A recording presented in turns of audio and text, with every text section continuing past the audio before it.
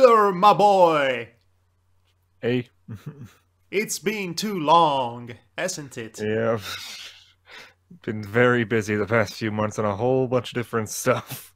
I'm sure Even you'll going have the back to chance to talk about school. that aplenty as we start this podcast and we inevitably talk over each other like it always is with this ventures of ours. Yep, Exactly. exactly. It's just gonna go back to that. Anyway, this is the Team Yume podcast coming right to your face, into your house to punch you in the mouth. And we are starting off right now. Ow.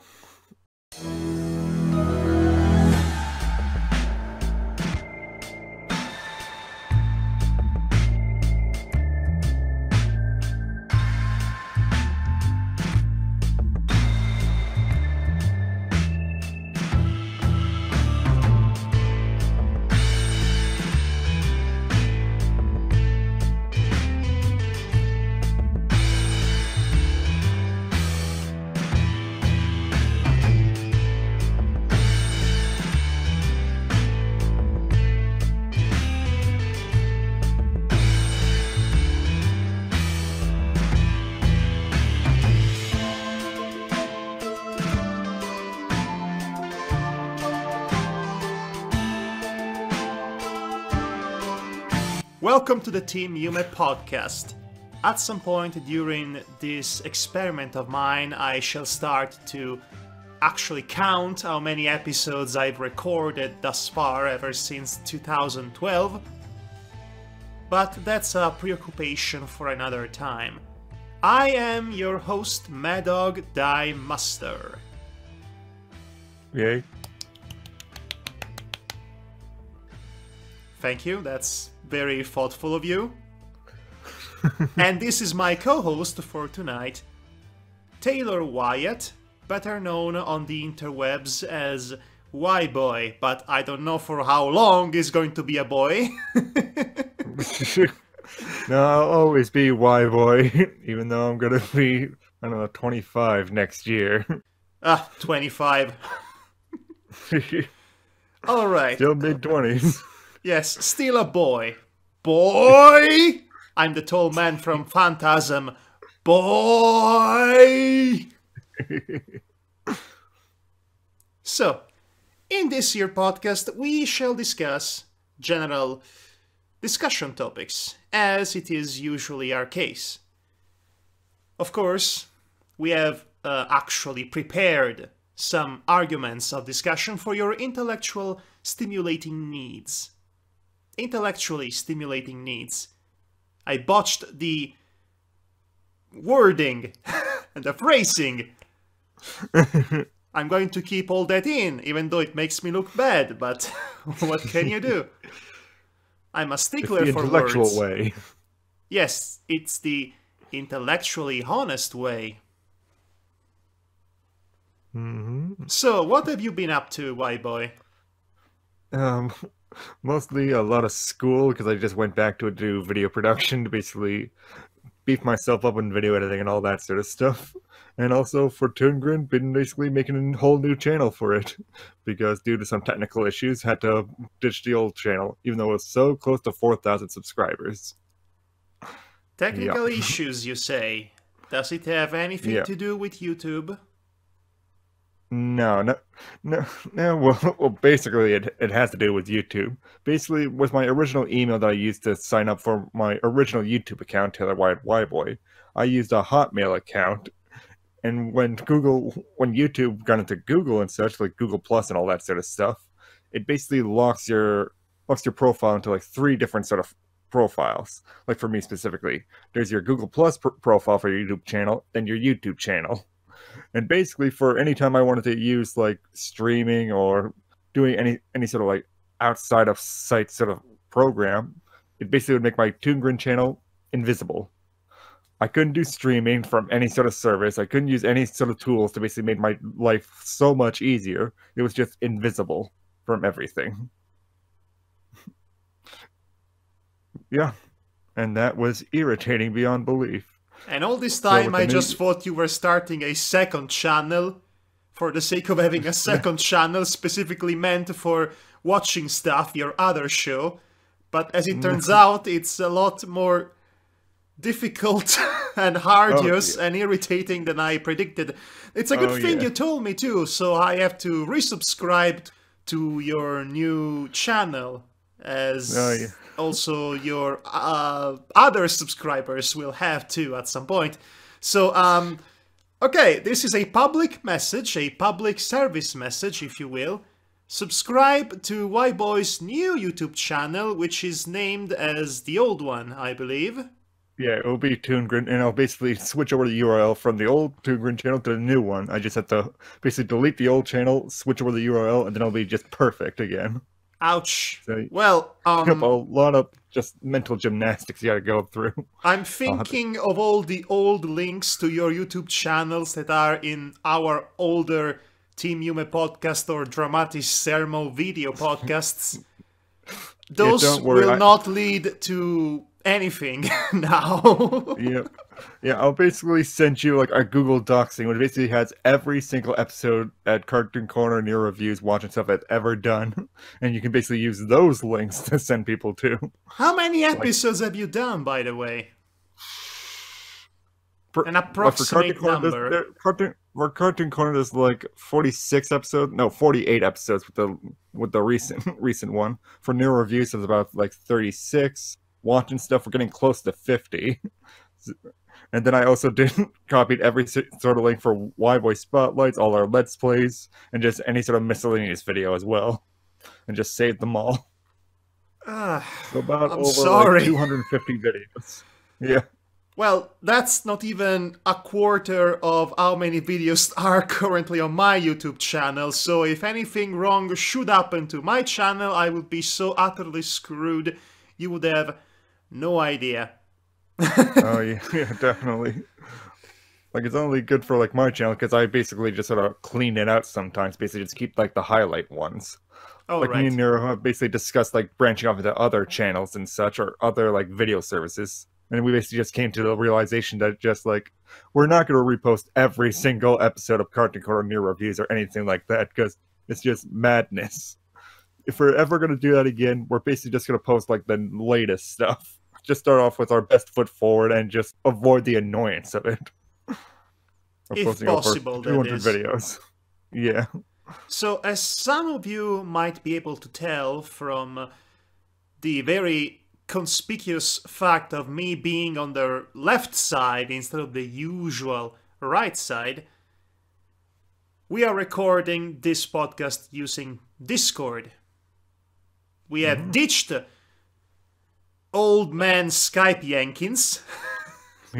Yeah. That could have worked better, but I know you're a Scooby-Doo fan, so I had to shoehorn that somehow into that. I hope you appreciate it. I do appreciate it. I do appreciate it. That sort of reminds me. I basically have to redo like a lot of my old Scooby-Doo reviews now. Oh, no! Basically the whole WhyBoy Spotlight sort of stuff is basically one of my least viewed sort of video series of all time. Might as well just re-review them all. You know, and that's gonna take a long time. Really know that feeling. Yikes. Yeah. As for me, my last 3 weeks, the last 3 weeks or so, almost a month of my life, has been nothing but this game. Oh, nice. Well, my brother's been playing that, I believe. I will send my condolences to your brother. But he would not have the time to hear them because he has to play this game every waking moment of his life. I mean, Persona 5 was about 100 hours long. And it's very time-consuming. But it's nothing compared to what this series can be. Especially since, unlike Persona 5, I actually enjoyed this. Oh, yeah? Yes, I emphatically dislike Persona 5. For various reasons that I won't divulge right now, because I don't want to talk about that. I want to talk about Xenoblade Chronicles too. But what even is there to talk about? I've been tweeting constantly about it for the past 30 days. in between screenshots with snarky commentary, actually legitimate analytical commentary, criticism, and various thoughts and observations, I pretty much filled my entire Twitter feed with nothing but this game, and thoughts about this game, and tweets about this game, and Xenoblade Chronicles 2 is my religion, basically, now. I love this game so much, and it had a lot riding against it. The English adaptation of the spoken language, the dub for you troglodytes, was quite a peculiar choice, because it was clearly made in the UK, and it's one of those localizations that are heavy on accents and slangs. Basically, all the characters were either speaking Cockney or Scottish. With the exception of this one character, which happened to be my personal favorite, who speaks Irish. Nice. There are also other characters who speak without an accent, which feels a bit inconsistent, but I guess it was a purposeful choice to distinguish those kind of people from this other kind of people. Essentially, the Cockney-speaking gentlemen are humans, and the non-Cockney-speaking gentlemen are JoJo stands, essentially. Or personas, or as the game calls them, blades. Functionally, they serve the same purpose from a gameplay standpoint. But unlike the Persona series, they are actually fully fledged characters with their own agency and their own side quests and arcs, which is a factor that contributed greatly in me liking this game. Because even though the main narrative isn't really all that great, it's a typical JRPG fare. Right. A thinly veiled religious allegory with an even more thinly veiled environmental message, leading to the inevitable point in which the bad guy wants to kill God and all of humanity. And everything is rather predictable from a narrative standpoint, and there is a lot of contrived plot convenience to go around, as it were. But I still enjoyed this game in spite of that, because I fell in love with the characters, eventually. I fell in love with the world they inhabit. I really like the complex and deeply immersive combat system, so all of these elements combined together created the ultimate JRPG experience in my book. It is now my personal favorite RPG of all time, Western, Japanese, or otherwise. Nice. Well, I'm glad to hear that you're enjoying it so much. I haven't played many of the Switch games at all, but that one was one of the games that actually seemed really cool. Enjoying? Enjoying? I spent close to 160 hours on this. I have spent less time playing Skyrim. I want you to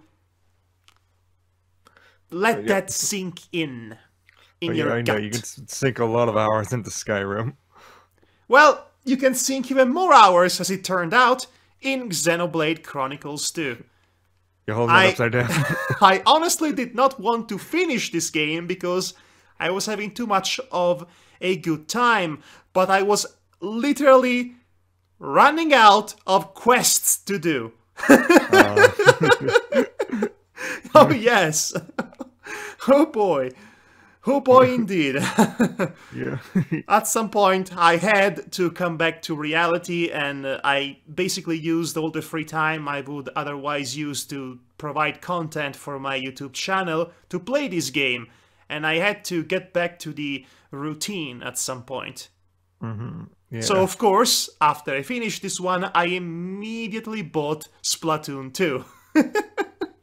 Yeah, nice. Now, the good thing about Splatoon 2 is that it's a much more casual game, and it doesn't really force you to immerse yourself in its world with abandon. You can just pick up and play for a few minutes or hours, depending on how many matches you want to do in one day, and then you can do anything else. It's a lot more convenient for time-related reasons. Yeah. Well, that's really nice. Like, I haven't played any of the Splatoon games really at all, even though my brother has a Nintendo Switch. Well, you can just pick up Splatoon 2. I mean, there is a feeble continuity in between the story modes of these two games, but you really don't need to know anything at all from a practical standpoint to enjoy this. Yeah. Splatoon 2 is essentially an updated version of Splatoon 1. You might as well start from Splatoon 2. Yeah, I had the feeling of that, but just sort of the thing with me is when I get into a video game, I just really get into a video game. I basically spend hours upon hours trying to complete it. I lose sight of homework, Toon Grin work, just anything like that. Yes. Like, that was my issue when I was like in high school, grade school, just any other time. To be 25. That's what I should be saying, but I am not that different. And yeah, and I just still, the issue is like I still buy a bunch of games off like Steam and such, and I just never touch them because just like if I get into it, I'm just going to keep on playing it, and it'll waste time in a sense, like waste time. Well, but like I said, Splatoon 2 is more convenient like that. It's basically a game for recreation. It doesn't really require you to be dedicated to it. You can pick up and play and then put aside to do other things. It does not consume every last remnant of your soul with its alluring side quests and stories and, oh, I want to unlock this new stand or blade or persona or however you want to call it, and I want to see how they look like and what they can do and what their stories are. Oh, this is so interesting. Why is this so interesting? Damn it. I was holding it upside down. Yeah, I noticed you do that twice, but I just liked watching you do that. You are such a good friend, you know that? I am. And to think that, ironically, I actually despised the first Xenoblade Chronicles, which historically came out in 2009 during a rather controversial time, namely the fact that US players were miffed about that Xenoblade and the last story were not coming for the US market, and they started crying about it. And they cried so hard that they eventually had their cake and ate it too, because, you know, Nintendo is everyone's gaming dead, apparently. Yeah. For better and for worse. I hated the original Xenoblade Chronicles for the exact opposite reasons why I enjoyed the second one. It was extremely grind heavy. And yes, there were ways to avoid grinding in the old-fashioned way, which is, again, questing, side questing, and exploring and finding new places. But doing all that was extremely inconvenient. Especially since the people who were giving you quests to do would only be available at specific times of day, because it's one of those games, and specific places during those times of days. Right. That's extremely annoying, as you can tell. Yeah, because the inconvenience of it basically just loses out on just the grinding, which is the more annoying one, but more convenient to do.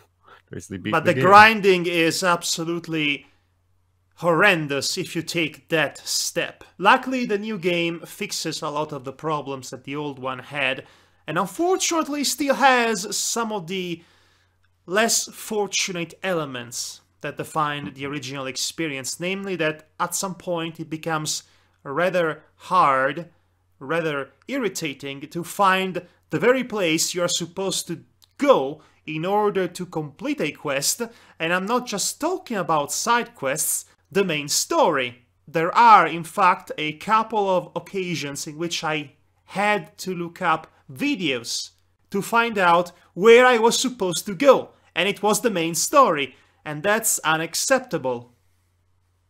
Yeah. Oh, God. But it doesn't happen that often, and I still think this game is worth some of its less amiable moments.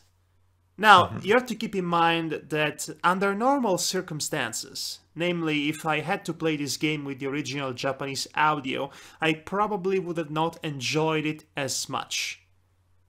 Which is not to say that the Cockney, Scottish and Irish dub is good, but it adds an unexpected layer of, shall we say, personality. Yes, that's the best way to put it, to the game that it otherwise would not have, because these are essentially very much quintessential anime archetypes. The main character is the most bland protagonist imaginable. During battle, he literally waffles about the power of friendship. Yeah. But it's made absurdly fun by the fact that he's speaking with a Cockney accent. For example, during a moment like the salvaging minigames, it might just come out of the cloud sea, it's a long story, just roll with it, saying something along the lines of, "Oh, did I come up with a load of guff again?" Which is delightful. Oh, also my favorite voice actress will be the voice actress of Nia, the furry-eared, now iconic character of this game, which has some interesting pronunciation quirks, specifically for words such as girl and here, and we're here. Oh god, that's I love it. so silly. It is silly, but it adds a certain layer of quirkiness to the character itself, accidentally, but it still works for me. I ended up loving these characters because of the contrast generated in between the expected voice that should come out of these characters and the unexpected choice of the English localization. Colliding with each other, they create something new. It is not good when it comes to conveying more dramatic scenes, but it's still funny. Yeah. So I'm happy. Okay, that's good. And you I don't feel you would get that with the Japanese dub? No, because with the Japanese I would get the appropriate performances, the appropriate inflections, and the appropriate voices to these very specific archetypes. And that would be dull. Right. With Cockney, Scottish and Irish voice talents on the job, it is truly something magic, and I will never stop making fun of it, even though I genuinely love it. Yeah. So that has been in my backlog for approximately 3 weeks. Splatoon 2 will be more of a casual playthrough for me, so I don't have to rush it, and more importantly, I can focus on other projects I'm working on. Yeah, I did not have that sure. luxury with Xenoblade Chronicles 2. I could not stop playing it. I was deathly addicted to it. Right. And I was enjoying it, so it wasn't just a dopamine-induced hysteria. Exactly. You were really getting into it, and you wanted to just push through until you basically 100%ed it with every mission completed. No, I could not even come close to 100% this game, even though I was running out of things to do. There were a lot of blades still to unlock. I had the majority of them, but I was missing 6 of them, I believe. And then there was the grind to unlock all of their powers and complete their own side quests, and that alone could take another 100 hours easily. I am not about to do more of that. I figured it was the best way to just exit from the seemingly endless tunnel, this labyrinth, this Lady of Pain's maze, if you fancy a Planescape reference there. I figured it was the best time to leave this game as it is and just complete the main story and then go back to my everyday life. Or however much of it was left. Right. So what projects will you move on to next now that you have the free time to do that? Well, as you know, every year I work at a film festival. The AS Film Festival, to be specific.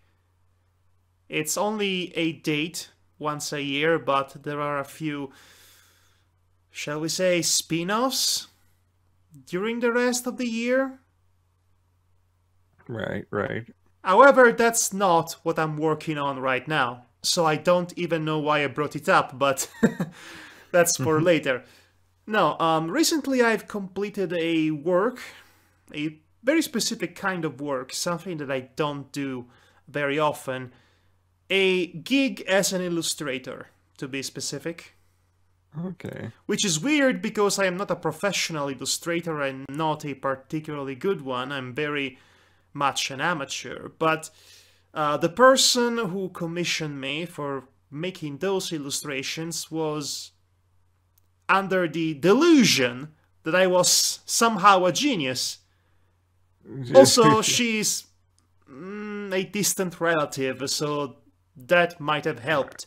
But regardless, I made illustrations for her, and they were meant to be published in a proper manual having to do with being a guide for the student. Essentially, that is the theme of it. I essentially had to draw a series of very simple illustrations summarizing what the theme of a given chapter was about. I'm talking about broad strokes, really broad themes, such as what is your tomorrow going to be like? To give you a very generic example, but something along those lines. Unfortunately, due to a, shall we say, disagreement or maybe a misunderstanding in between her and her editor, no illustrations will be added in the manual. Oh, that sucks. Hey, I was paid, so I'm not complaining. Well, that's good, at least. Well, that is interesting. Like, I've had projects like that where I basically... it was like maybe a few months ago where I basically had to do an essay on Back to the Future and such. And I basically was a ghostwriter for this guy. So I wrote the entire essay out. I handed it to him, basically be like, oh, well, I can show this off to people and all that. And it'll be published in a magazine. But he never told me what magazine it was going to be published in. And when I asked him which magazine was going to be published in, he kind of ghosted me on that. So you were not paid for that? It was basically one of my past teachers that I did something for. I'll keep the connection going by basically doing this like very easy essay task. Because I already had a book on Back to the Future like in my collection. So I basically just pulled a lot of the sort of the source material from that and basically just wrote the essay from that. Because it was better than pulling from Wikipedia. You should do an essay on how outrageous it is that we don't have overboards yet. Overboard? Also, Yeah, how right. Back to the Future 2 predicted that Trump would become president only because the beef you see in Back to the Future 2 as the president was actually inspired by Donald Trump back in the day. Now that is a bit of a rabbit hole that's worth exploring and studying and writing about. Illuminati and whatnot. It is interesting. And I'm actually thinking of doing like some sort of essay-style videos in the future. Like I had to do a few essays for school, and they came out really well. I won't discuss them like in depth here, but the two topics that I basically did were, is animation just for kids, and does Family Guy make violence funny? Two answers. No and no. Done. Easiest essay ever. Yeah. I mean, Family Guy sucks, no matter how you slice it. And the first question is a loaded question because it implies that animation is dumb. Because when you say for kids, most people say it's dumb. And it's basically the same thing. When we have a lot instead of animation that is reserved for kids, that's actually thought-provoking and challenging.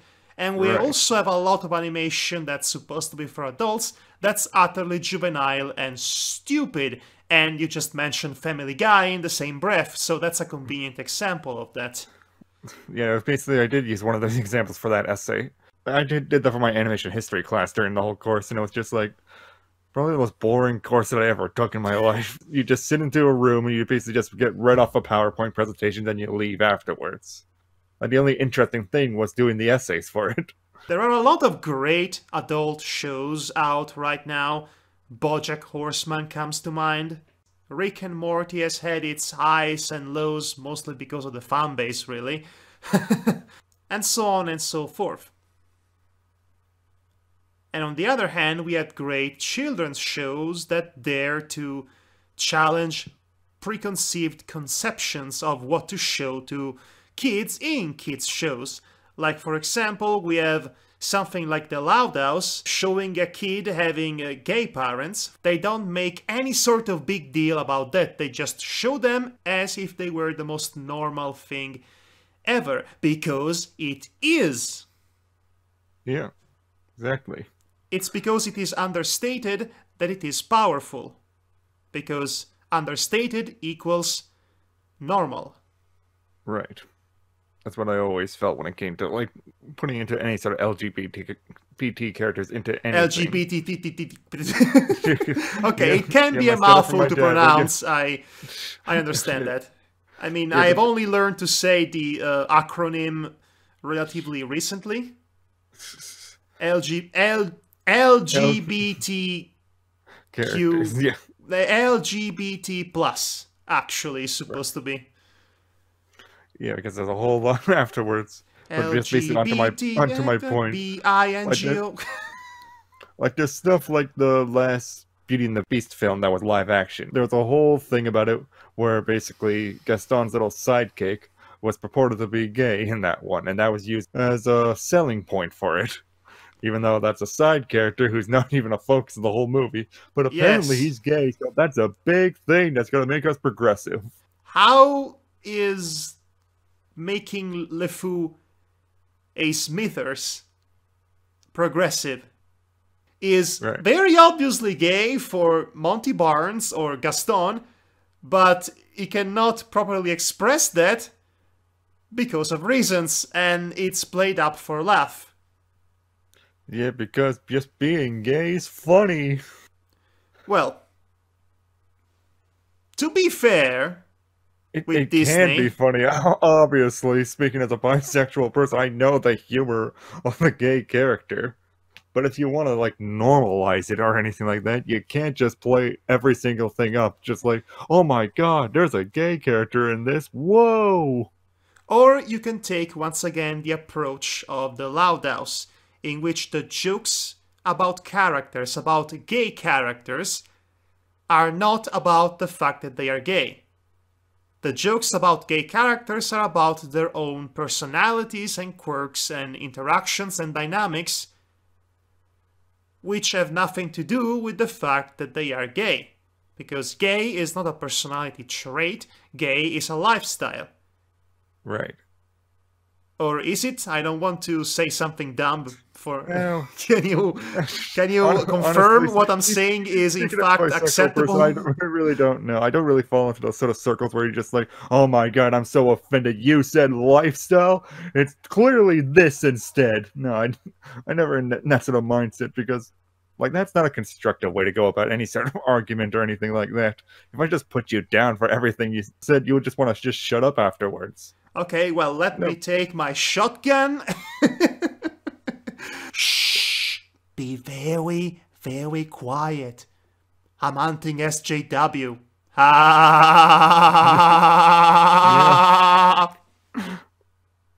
That might have been the most clever joke I've ever done. And that is sad. Yep, indeed.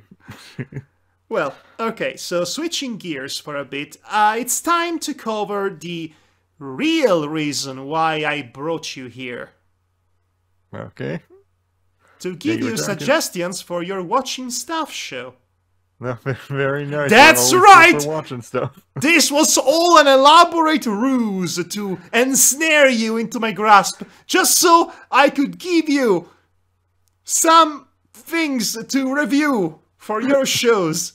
Isn't that diabolical? I feel completely fine.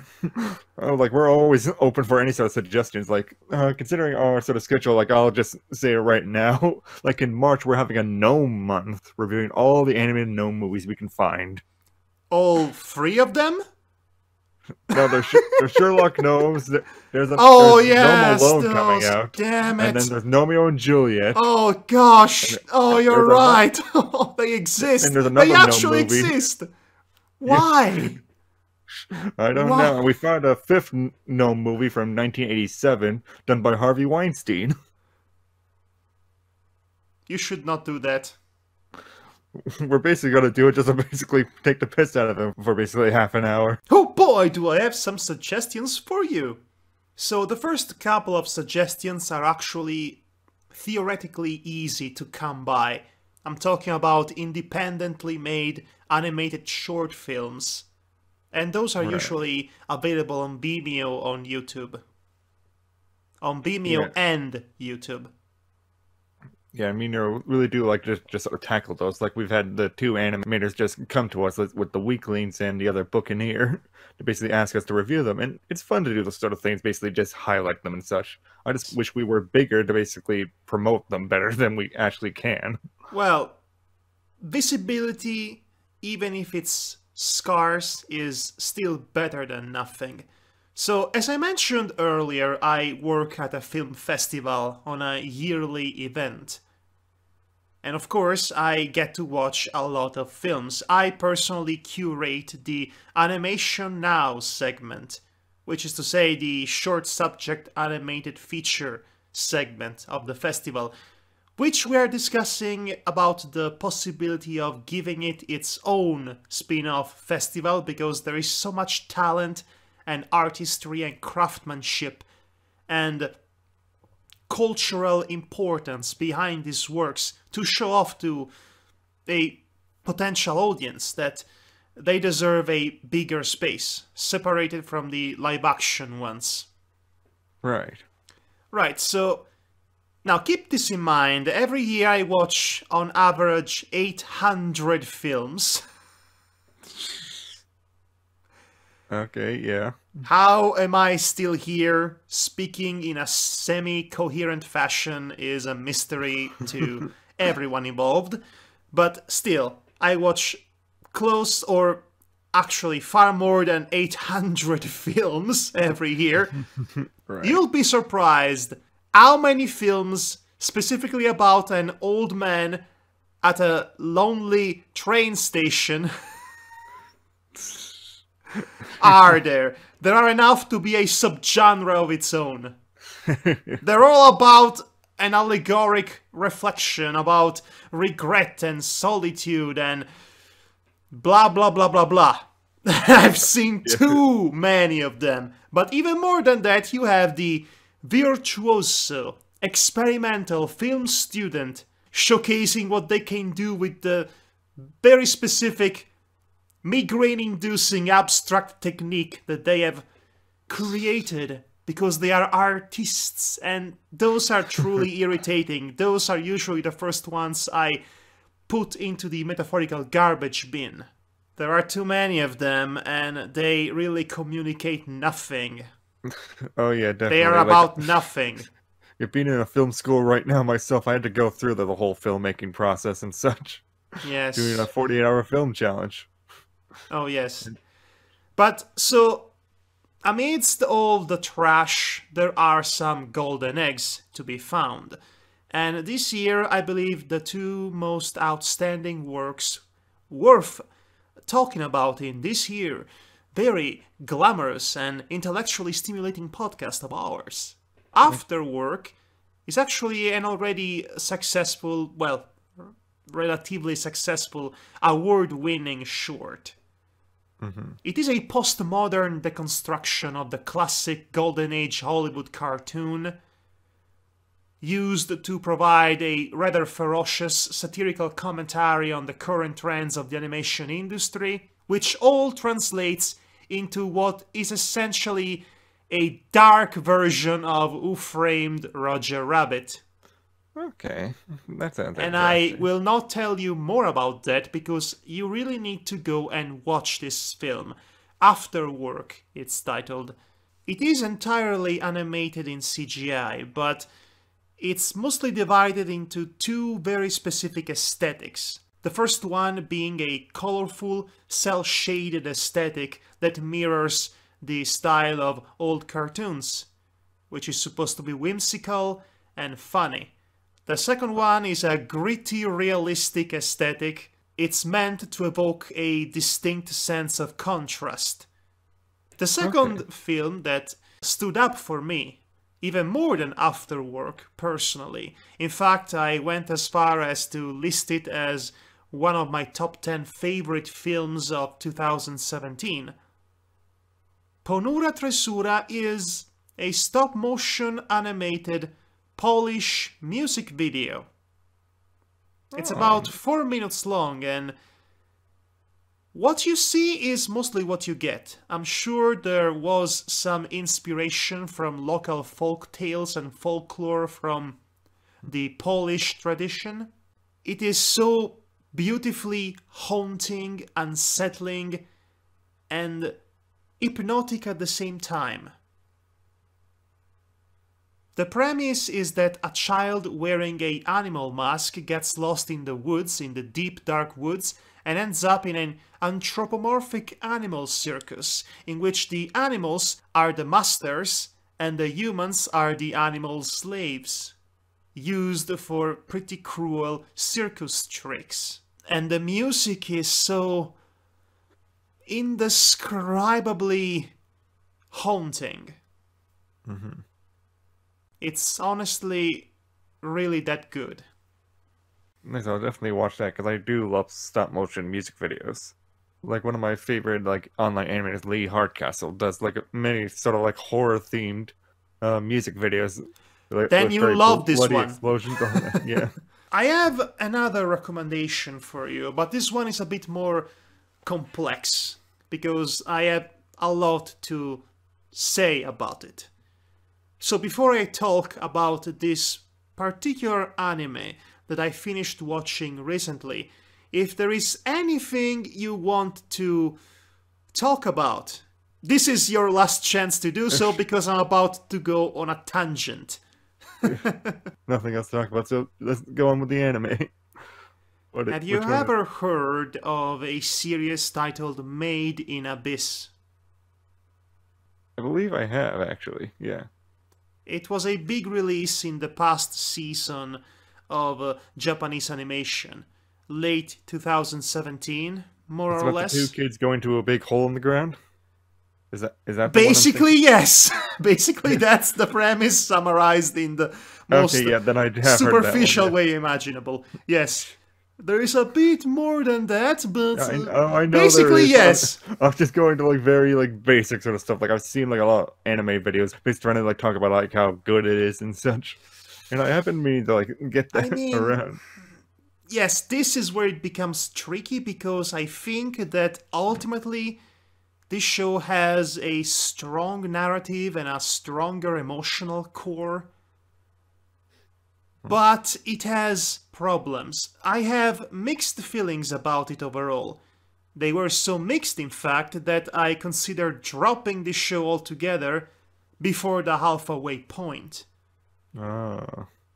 But before I get to talk more in depth about it, the reason why I was intrigued by it is because the character design and the overall aesthetic seemed rather familiar to me.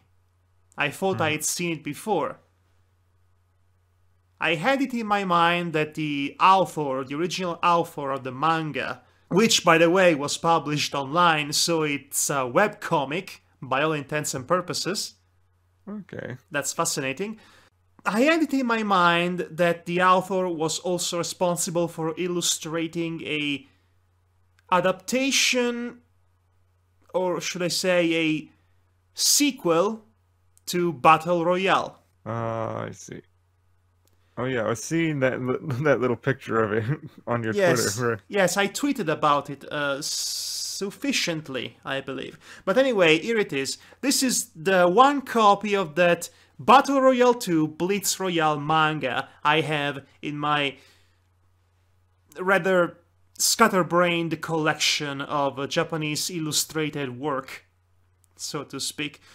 I was able to deduce that the author of Made in Abyss and the illustrator for this manga are not the same person, in fact.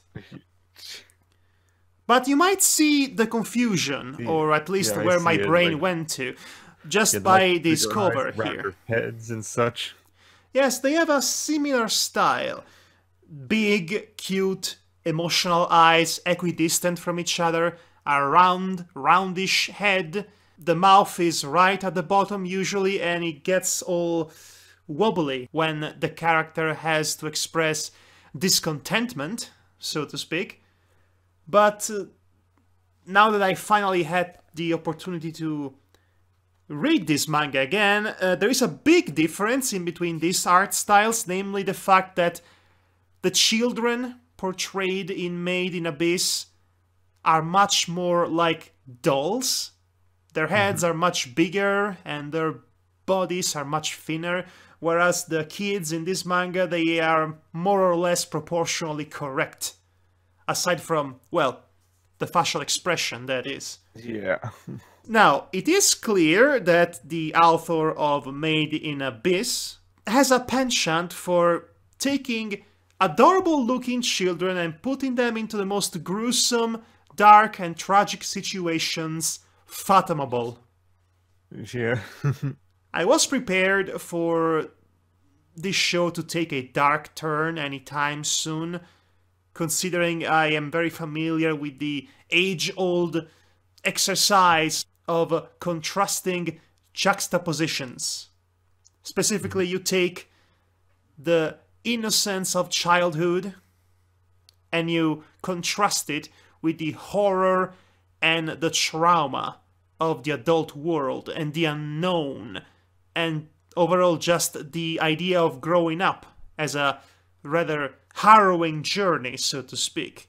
And you portray that by having the most cutesy looking children possible, imaginable, designed to immediately and perhaps a bit artificially connect emotionally with the audience.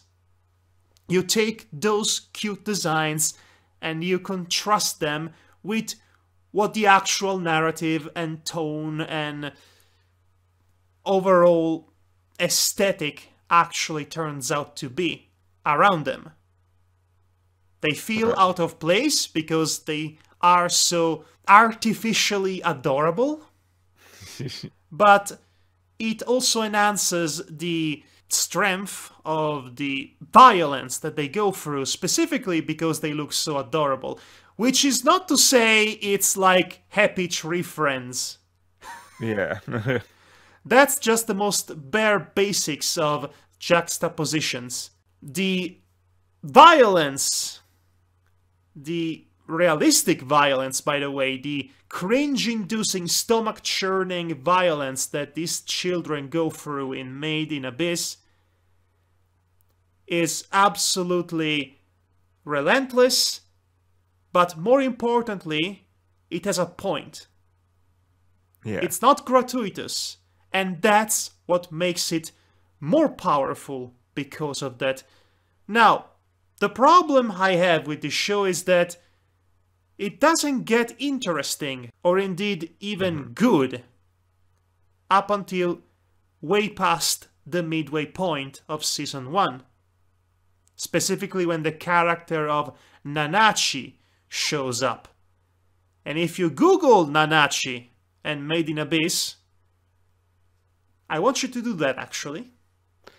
Google Nanachi? Okay. Yes. I would like to hear what your immediate thought of her is, based on her very specific character design. Just pretend I haven't told you anything about the show. and you see this character for the very first time, what is your first impression? I would say trickster character, maybe a little seductive towards the boy character, that sort of thing. And also something for the furry community to go crazy over. You would be right on at least one account of that. In my personal opinion, I thought there was a subtle subversion going on with her very specific presentation and aesthetic and design and what have you. Because I thought she was going to be the annoying comic relief character, which is usually the fate for a furry-like creature Right. accompanying humans in a fantasy journey. Yeah.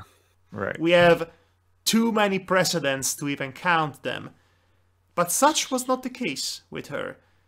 No, she turned out to be the most absurdly, impossibly tragic, complex and layered character in the entire show. Not only she makes the very first appearance during the most stomach-revolting episode in the entire series, and I'm not exaggerating, saving the day, basically. But then we get to know her better, we get to see her mannerisms, her personality, and there is an outstanding work, an outstanding, subtle, nuanced character work done with Nanachi that really changes my entire perspective of the show, because up until that point I was not really all that invested in the main characters. Nanachi is the heart that keeps the whole show together, if you ask me. She is basically the missing link to make the other two characters far more interesting to follow in a journey. And the problem with that is that she only appears in the second half of a 13 episodes long show. Right. And getting there is a bit of a slog, because it has crippling pacing problems. It doesn't really get going up until episode 5, if you ask me.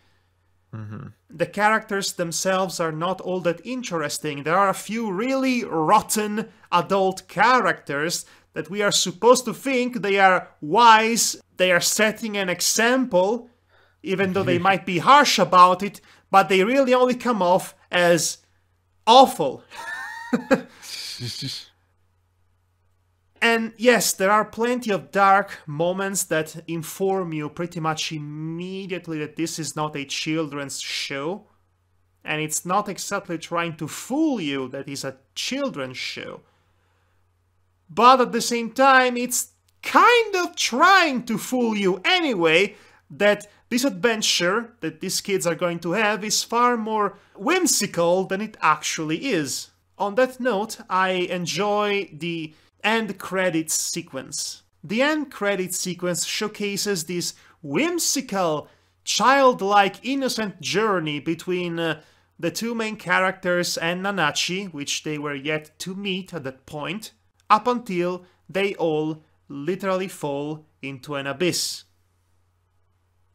Oh. Okay. Which that is sounds really- foreshadowing, obviously. Yeah.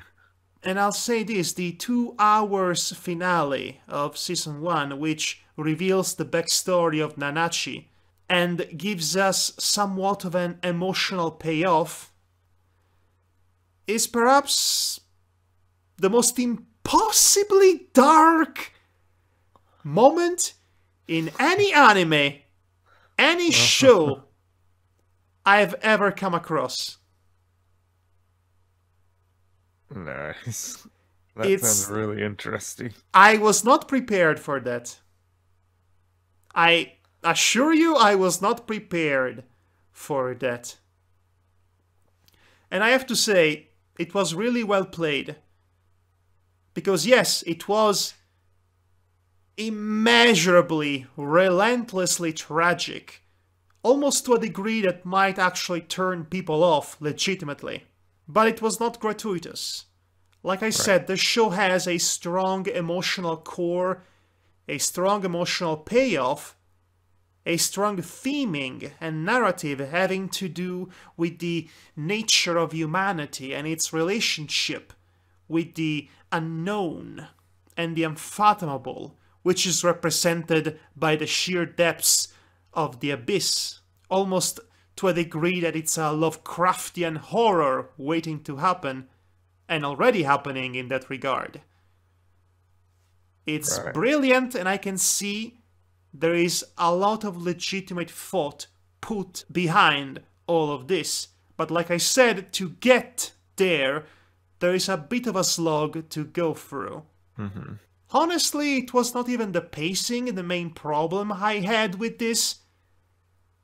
I had a much bigger problem with the light-hearted humor that this show likes to employ. It is deliberately ecchi, dirty, and it's made especially inappropriate considering the age of these kids is about 11, 12, but physically they look like they are 7. Right. So when they make a penis joke about the male lead, I feel very much like I'm about to cringe so hard that my skin would fold into itself. Like in that episode of The Amazing World of Gumball, which was also about cringing. Yeah. It's a great show, by the way, Gumball. You should watch it. Oh yeah, I watch it. I love Gumball. Who doesn't? No, seriously, tell me who does not love Gumball. It's really good and it keeps getting better as it goes on, which is quite a feat, if you ask me. Yeah, definitely. But anyway, so Made in Abyss, like I said, it gets good, it gets interesting, and it gets worth your emotional investment. Especially with everything to do with Nanachi and her backstory, and how it connects with the overall and overarching narrative. Also, I like her design. Yeah. It's cute. It's legitimately cute. Yeah. Her personality is complex and nuanced, very much a clever subversion of what would be the typical expectations that we would be used to have relating to a character looking like cuter version of Snarf from Thundercats. Right, exactly. So there is that. Honestly, the show is worth watching just for Nanachi. Which is also a problem because, like I said many a time before this, Nanachi only shows up in the second half, around episode 7 or 8. You still have to go through terrible, misguided jokes, hijinks, if you will, and pacing issues. But I think it's worth it in the end. Okay. Like, me and Nero, like, been watching, like, a lot of anime recently, and we're thinking of basically doing a bit more anime in the future. We just want to know if our fan base really wants the anime. Because when I first started out, I reviewed stuff like Mirai Nikki. I just got comments just like, how could you possibly review an anime on a cartoon channel? Well, it's really only a branding problem, because if you call yourself the animation corner, then nobody will be having any of these fits. You know, it's a matter of nitpicking, really. And now it's just Toon Grin. We can just cover anything we really want. Indeed. Like, right now we're watching The Ancient Magus' Bride, and we're liking that. But we'll probably go on to, like, the... I cannot even look at you right now. I cannot even look at you. No. No, what's... No. What's your problem with The Magus' Bride? But to be quite fair, we sort of, like, dropped it after a while, like, for more work and all that. Like, it's definitely like, one of the slowest shows of the whole season. Oh, I have a show that's much, much slower than that. Have you ever heard of Overlord? It's garbage. Absolute, unwatchable, slow-paced trash. Yeah, I wasn't interested in watching. I saw a little bit of the intro and just like, nah. It's just basically another one of those it could have been shows. great It could have been great if it focused on the premise and developed a narrative from that. But then it gets itself sidetracked for approximately 6 episodes doing a side quest that has nothing to do with overlording, so to speak. Yeah, a lot of the isekai shows have that sort of issue. Like, I also reviewed another series, like, for another channel called In Another World with My Smartphone, something like that. Which was, like, one of those blandest shows around. It's just one of those shows, but the main character has a phone. And he has godlike powers. So which makes it all sorts of fun. So it's Death Note meets Millennials? Not really Death Note. It's basically you just basically place a kid with a smartphone into a fantasy setting. You can basically do anything on a smartphone, basically solve any problem. Oh, so it's that one Adam Sandler's film. Yeah. Change Your Life with a Click, was it? Yeah, basically. Oh, jeez. jeez. With dragons. Anime is weird. I think it's is. the only medium that managed to make dragons boring. Yeah, it definitely made dragons boring in that show. Any show I've seen that had a dragon in it, or multiple dragons, that happened to be Japanese animation, ended up being really boring. Yeah, I haven't really seen any sort of anime with dragons in it that have been really interesting. Like, for example, hey, here's a fun idea for a show. Let's take dragons and turn them into cute girls. Yeesh. I think you know what I'm talking about. One of the hotter animes of the season right now. Oh boy. People love cute girls. I haven't watched it because I'm not really into those sort of shows. Yes, like I said, any anime with dragons in it is inherently boring. Like Dragon Ball, for example. That show is so boring. Oh god. This was a relatively strong year for anime. Yeah. And by that I mean I liked more than 2 shows. My favorite picks would be Mob Psycho 100, a little gem known as Houseki no Kuni. Houseki no Kuni. I don't believe I've heard of that one, actually. The English translation that they are going with is something along the lines of Land of the Lustrous. Now, when I saw this show, I have never heard of Houseki no Kuni before that. I was a bit taken aback by it. Stop me if you heard about this premise before.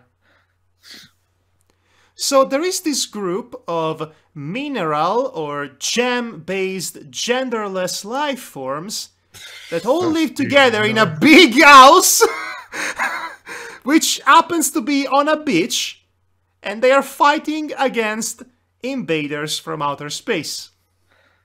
They come from the moon in this case, but yes, by this point you realize this is uncannily similar to Steven Universe. As improbable as it may sound, this is all a big cosmic coincidence. The very first volume of the manga of Houseki no Kuni came out exactly 1 year before the first airing of Steven Universe. Right. Okay. It takes a long time to pitch, produce, and animate a show like Steven Universe, so it was clearly in the works for longer than 1 year. Right. And the original manga came out in Japan. I don't know how. I don't know when or where or why. But these two very similar, very uncannily similar in premise at least, series that came out so close to each other, it's not possible for them to have imitated each other. Right. This is one of the most bizarre outcomes. This is one of the most bizarre coincidences I've come across, honestly. Yeah. Yeah, that's definitely very weird. And that was your favorite of the year? It was, and again, it had a lot riding against it. It's a CGI show, CG Right. animated show, and those are not usually very good CG to look anime. at, and especially Japanese ones.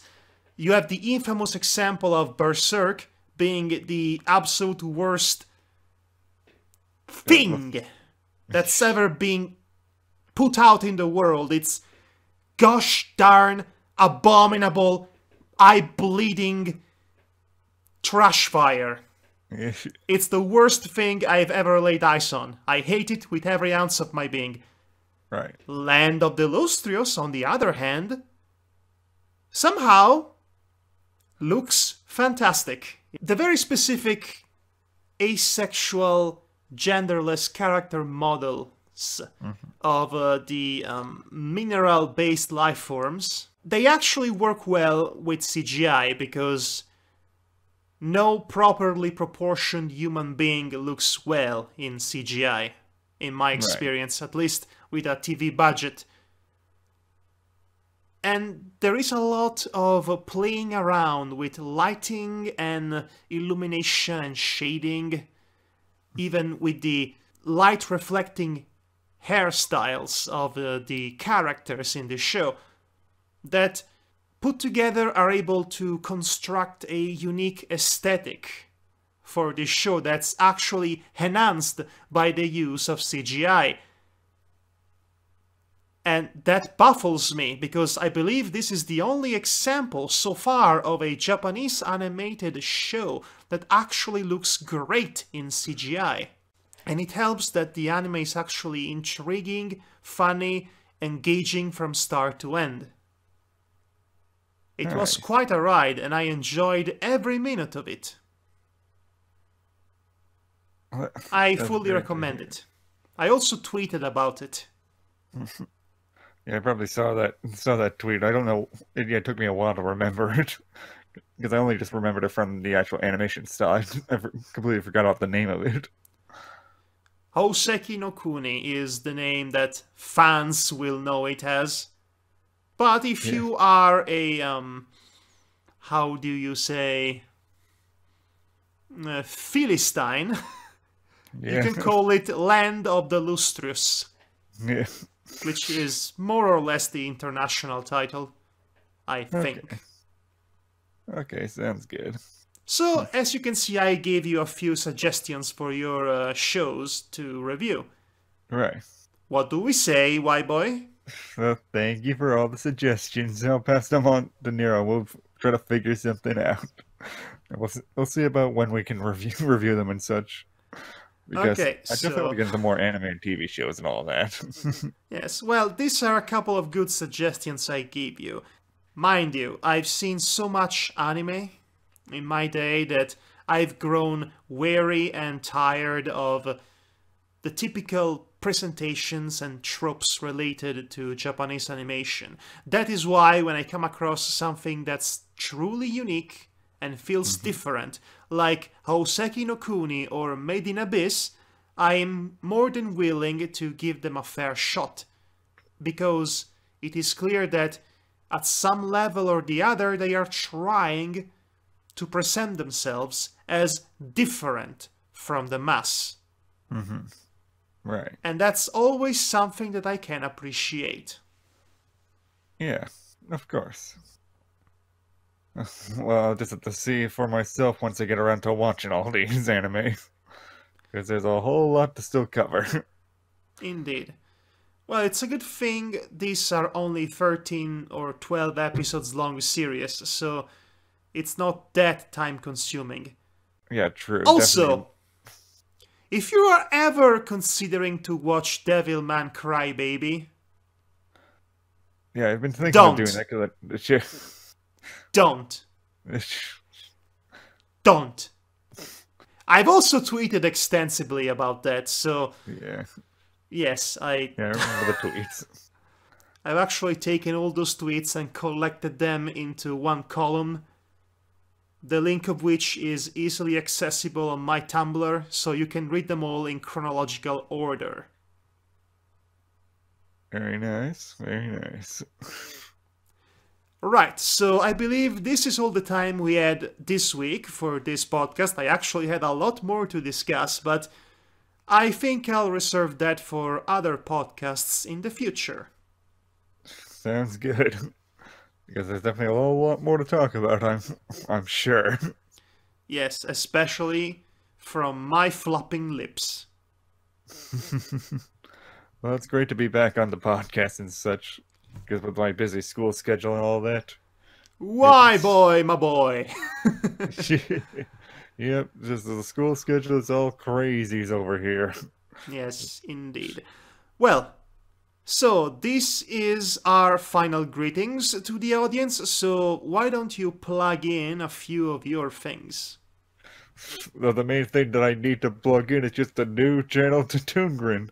I'll give you the link to it. It's going to be in the description and all that. And if you want to see more, it's going to be in the end screen of this. Yeah, end screen, just anywhere. Just subscribe to that and just hopefully like Cartoon Corner, Near Reviews, and watching stuff. Because we're going to be coming out with a My Little Pony review from Near Reviews coming soon. Oh, you mean the recent film? Yep.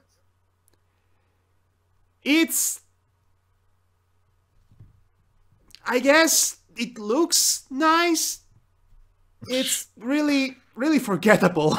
Yes. Yeah, I'll save any of my thoughts because basically me and mine and your thoughts basically go together in his own review. And I'm going to be doing like a Cartoon Corner review of a German folk hero, and that's going to be up at the end of the month. And starting this week for watching stuff, it's going to be on Woody Woodpecker.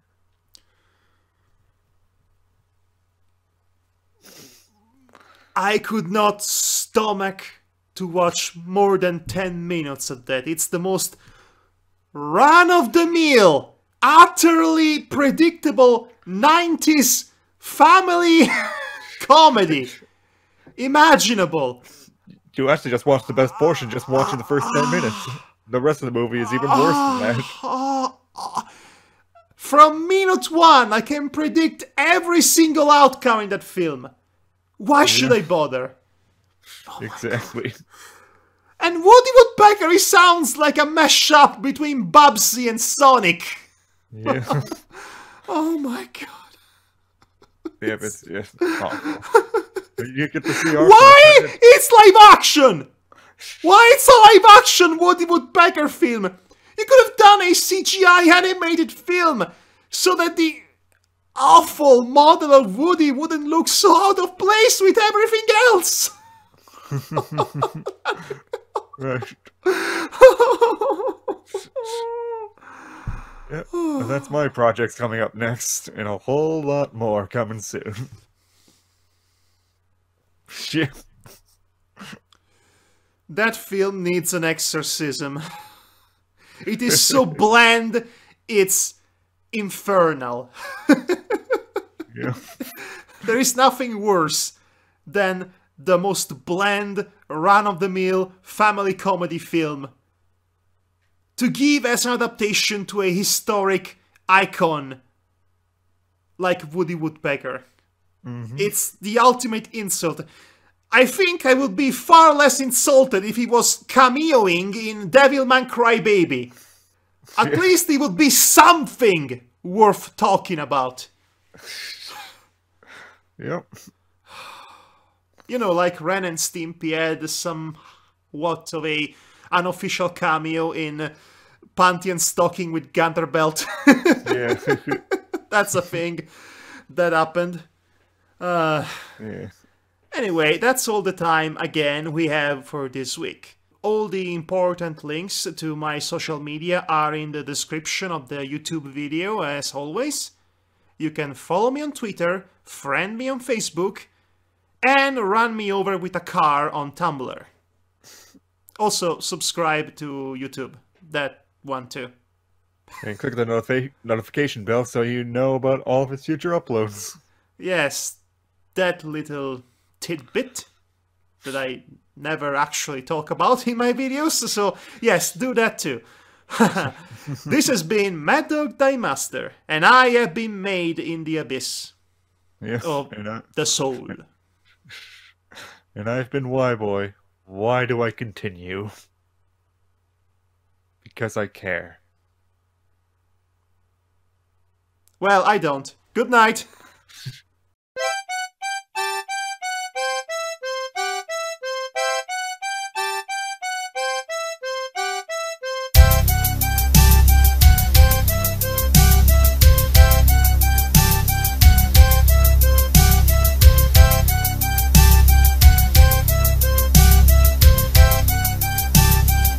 When all the Saints come together to give Goku the power, like to basically face off with Beerus and all that, he basically says like, I don't like this power.